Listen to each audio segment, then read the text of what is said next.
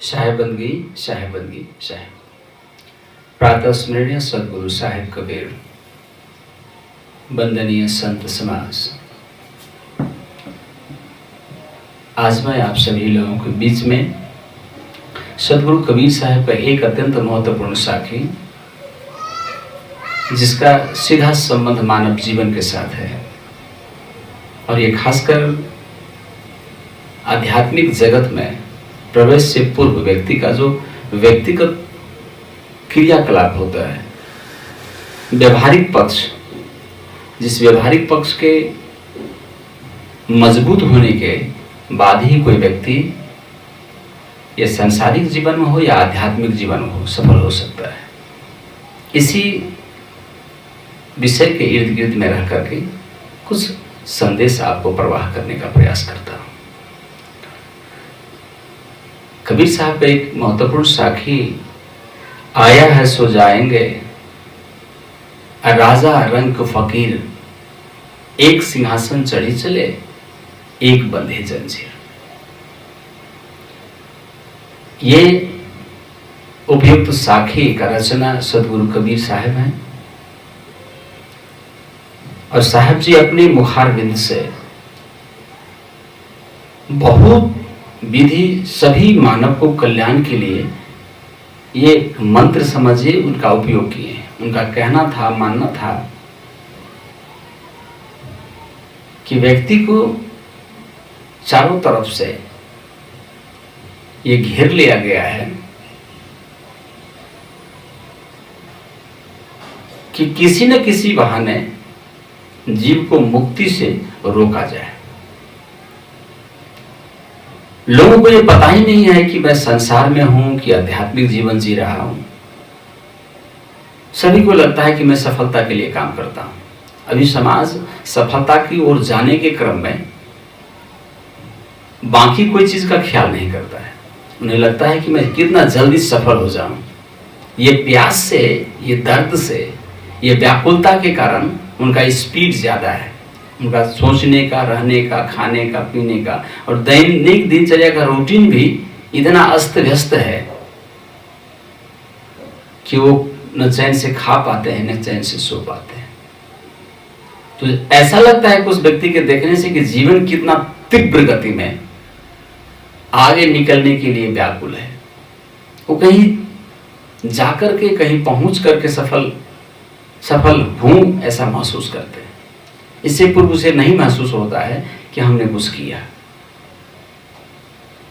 दरअसल ये सामाजिक मनोविज्ञान है, लेकिन ये सत्यता है नहीं। सत्य ये नहीं है कि आप सफल होने के लिए पैदा हुए।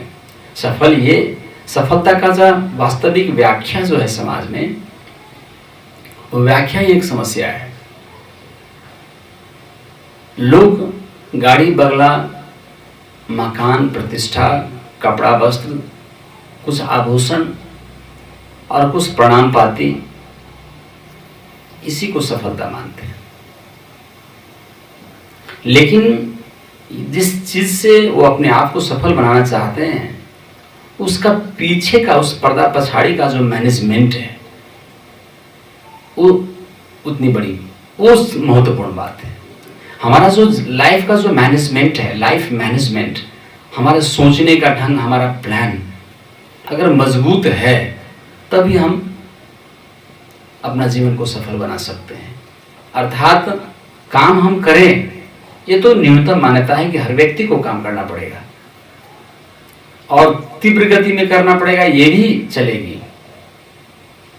लेकिन मैनेजमेंट जो है उनका, वो थोड़ा शांतिपूर्ण और दूरदर्शी वाला होना चाहिए।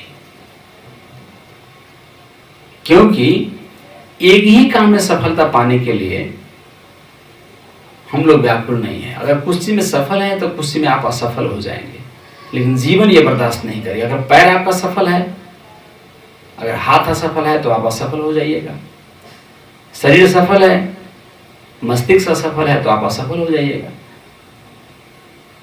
मस्तिष्क और शरीर साथ दे रहा है, लेकिन कोई ऐसा पार्ट है जहां में आप दर्द है, वो नहीं है, वो पीड़ा में है, तो सबको खींच लेगा। मेरे कहने का मतलब यह है कि आप सफलता का मतलब होता है कि चौतरफी सारे जगह एक गुड मैनेजमेंट, एक सभी जगह आपका पहुंच होना चाहिए। अगर कहीं से आपका मैनेजमेंट में त्रुटिपूर्ण है तो आप धरे जाइएगा, फिर से पकड़ लिया जाइएगा। इसी को कबीर साहब जंजीर बोलते हैं कि एक सिंहासन चढ़ी चले और एक बंधे जंजीर। कई बच्चा आप देखते होंगे एक कक्षा में फेल होता है, कोई 10वीं में जाकर फेल हो जाता है, लेकिन उनको सफल होने के लिए मास्टर्स तक का दूरी तय करना पड़ता है। कई व्यक्ति हैं मास्टर तक पहुंच करके भी सफल नहीं होते, लेकिन कुछ व्यक्ति हैं जो बिल्कुल अनपढ़ है लेकिन वो सफल हैं। कुछ अनपढ़ व्यक्ति सफल हैं, कुछ बहुत पढ़े लिखे भी सफल नहीं होते हैं। कुछ अनपढ़ हैं जो बिंदास जिंदगी जी रहे हैं, और कुछ बहुत जान के भी उनके हाथ में हथकड़ी है। कुछ व्यक्ति का हाथ में हथकड़ी नहीं है, जीवन में हथकड़ी है। कुछ व्यक्ति के जीवन में नहीं है, उनके कारण से नहीं, उनके परिवार के कारण से हथकड़ी है।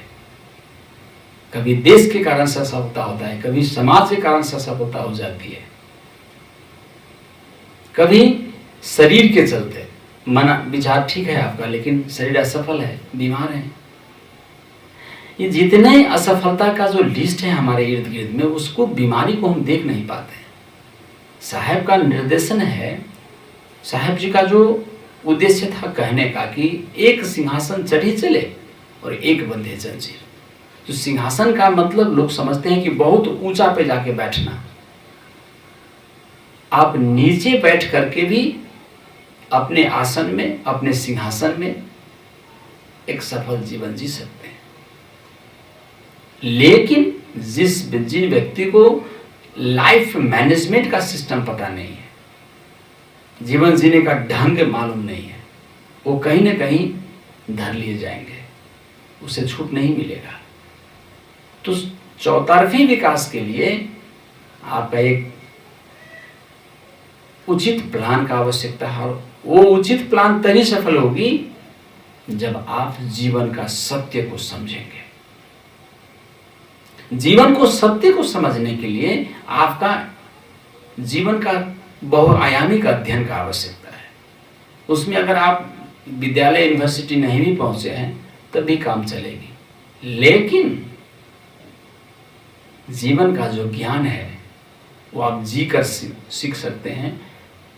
वो खास करके गरीब और धनिक दोनों को देखना पड़ेगा।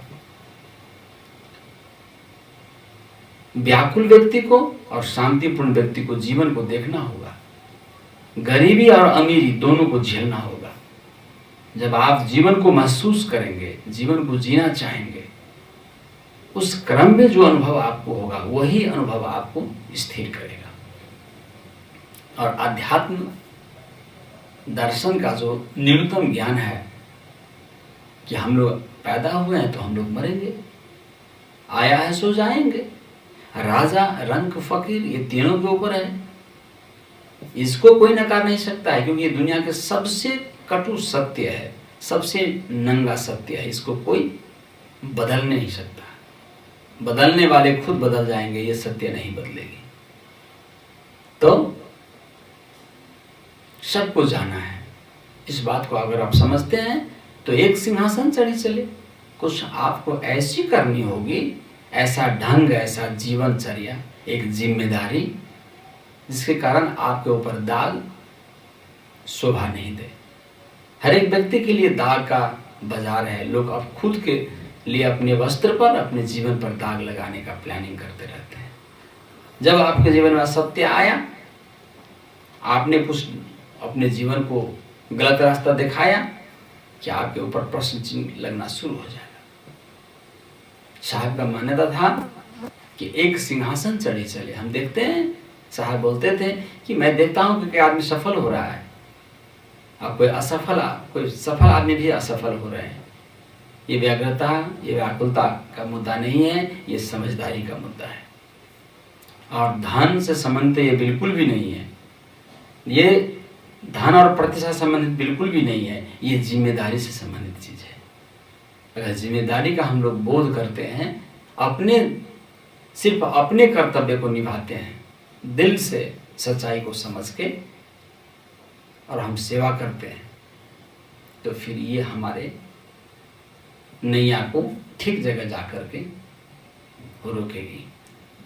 इसीलिए साहेब का उद्देश्य था संत और फकीर बनाने से ज़्यादा एक जागा हुआ इंसान, एक सफल व्यक्ति, लेकिन शिक्षा हो या ना हो, जीवन का एक दर्शन का ज्ञान होना चाहिए।